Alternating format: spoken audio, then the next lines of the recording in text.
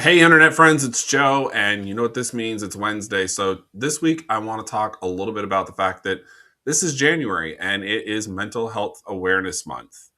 Now, I see a lot of misconceptions in the industry about the responsibilities of mental health awareness and in protecting ourselves and one another in the business world. And I want to dispel a few of those myths and give everybody some actual tips you can use right away. Like when you're done watching this videos, you can implement these. Okay. So, the first thing I want to talk about is the fact that being a leader, and we're going to talk about both leaders and non leaders here. So, just bear with me if you're not in a leadership role. But being a leader, there seems to be this misconception that you have to babysit, for lack of a better word, or that you have to coddle people to help them with their mental health. And that's simply not true. Nobody's asking you to go to an extreme and become a therapist to be aware and mindful of your staff's mental health, okay, or your own. Now, with staff, it's the same thing, okay? Just like leaders, you're responsible for your own mental health. You know, seek help if you need it is the first thing I would say, and be kind to yourself, but also recognize that just because someone's in a leadership role doesn't mean they don't have problems. They have different problems than you do, maybe, but it doesn't mean that they don't have problems. And that's the first point I'd like everyone to take is that from a professional standpoint, leaders and non-leaders, yes, they're going to have a variety of challenges that are going to be different in the workplace. But the reality is everybody still has challenges and everybody has things that weigh on them. So for everybody, whether you're a leader or a non-leader, I want to remind you to set goals that align with your value system, not that are based off of a dollar number, a percentage, or what somebody else in your industry is doing.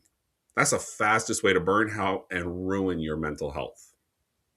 And that's true whether you are a staff member, a manager, a leader, a supervisor, it doesn't matter.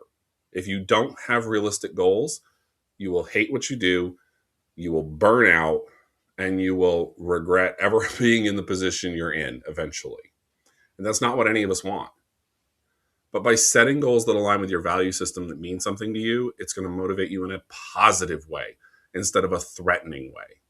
And that's what a lot of people don't seem to understand about goal setting is that when you're setting goals that aren't meaningful, it's not just that they're useless, for lack of a better word, they are actually dangerous to your mental health. So set goals that are positive and are going to move you forward in a positive way instead of threatening yourself or your staff.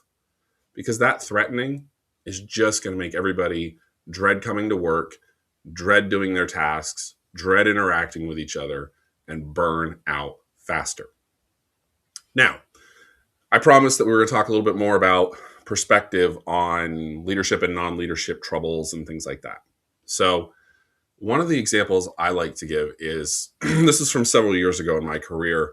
I was actually in a leadership role at a firm that I did not own. Um, and what I saw was other leaders saying things like, well, this employee shouldn't have a bad attitude because they don't have any real problems. They've got a good job, things like that.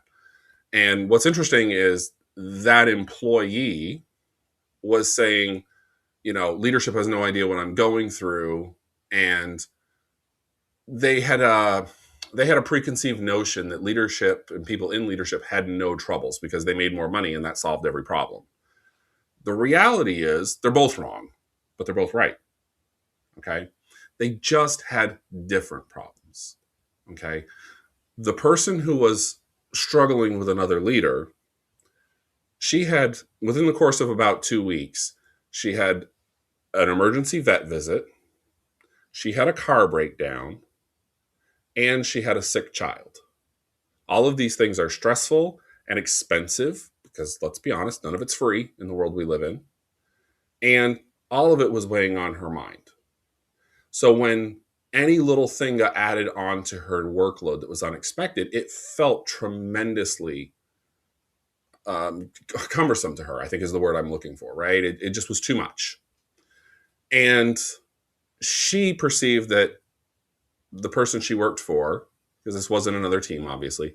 The person she worked for just didn't care, is what she thought. And she's like, how dare they? They have no problems because they make $200,000 a year or whatever the number was that she had in her head that she thought they made. On the flip side, that other person, the leader of that department, had a great deal of stress for financial goals and, of course, running the entire business and the team. And so I, being an outsider, was able to step in and help them and say, look, here's the deal. She is worried about paying her rent this month and making sure that her bills are covered, her family is taken care of, that her pet is okay. All of these things that are very real problems that everybody faces. And we can't control when our car is going to break down or our kid is going to get sick. And then, flipping the script to the staff member, I'd say, look, you have to understand this leader that you think doesn't have any problems just because they make more money than you, or you assume they make more money than you. They may not have the same problems, but they're going through a divorce. They're charged with making sure that all of these goals are met from the CEO and the owner of the firm. And they're worried about making sure there's enough revenue to pay your paycheck next week. Okay.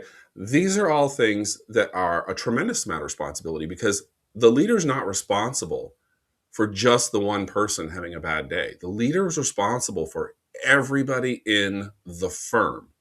Even if you're in a larger firm with multiple leadership roles like I was, every leader there is not responsible just for their team. Because if they don't work in concert with the other leaders, the entire company fails. And having the lives and livelihood of dozens, if not hundreds of other people on the line every day is itself very stressful. So I want everybody to stop and remember that just because, whether you're a leader or a non-leader, just because someone doesn't have the same problems you do, does not mean that they don't deserve a little bit of grace and humility. If you see someone that's underperforming, or if you're feeling like your leader is disrespecting you, if you're not a leader, and that they are asking too much of you, have a conversation privately. This is not an email. This is not something to have in a team meeting. You ask for 5 minutes of somebody's time aside, and you say, hey, I feel like I'm kind of getting dumped on and I have a lot going on in my personal life. Can we talk about it? Or if you're the leader, you say, hey, it looks like you're not performing at the level I'm used to seeing you perform on. What's going on? Is there anything I can do to help you? Because as a leader, that is your responsibility, whether you like it or not. You don't have to be a babysitter, but you do have to be a human. And just little questions like that sometimes are enough to make a difference. In the case I was sharing with you, the only thing we really had to do was clear the air and get these two people to realize that they both had problems and that they both were struggling. And once they did that, they found a way to communicate better and work together through the problems, give each other a little bit of grace. And within a week, things had smoothed out. Things were back to normal. Problems that seemed insurmountable were suddenly on a path to being resolved. And that person ended up staying with the company for several more years. In fact, she was still there for about another 8 years after I left the company before she retired. So the point of the story is it's Mental Health Awareness Month. You don't have to go to an extreme as a leader or a non-leader.